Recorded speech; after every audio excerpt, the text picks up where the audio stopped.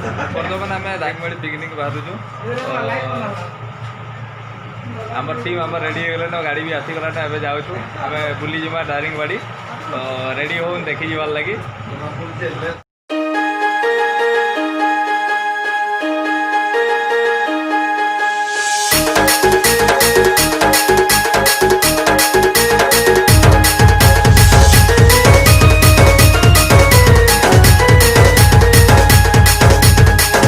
बर्तमान आम दारिंगबाड़ी एरिया के पले आसलु न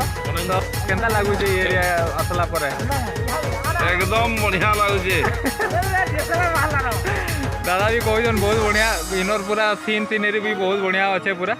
आउ बुलवार लगी भी भल लगवा बोलिकी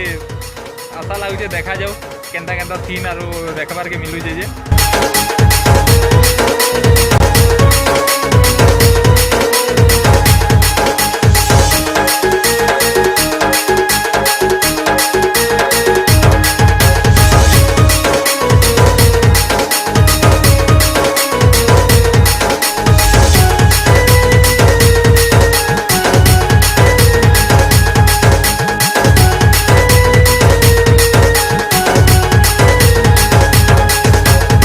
बर्तमान आम पहुँची जाइछुँ दारिंगबाड़ी 400 स्टान के बर्तमान टे खाना पीना करिक टिफिन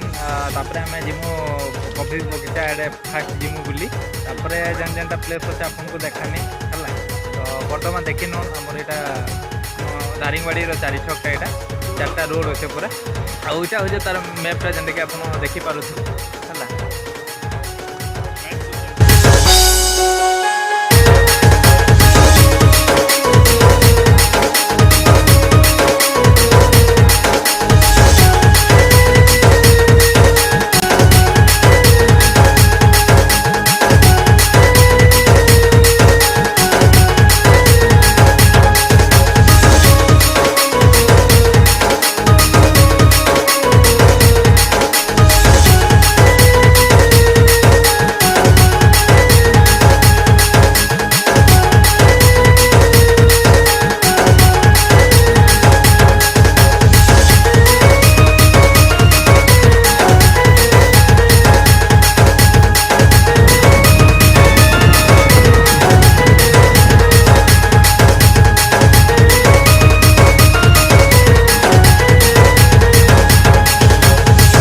दारिंगबाड़ी आम मधुबन वाटरफॉल के पले आसीचे तो देखमा के नजारा अच्छी जगार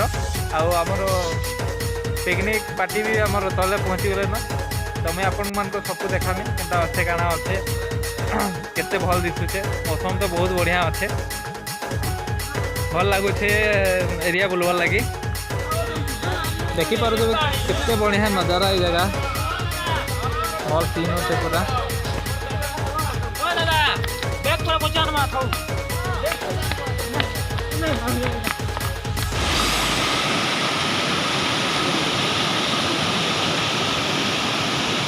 नहीं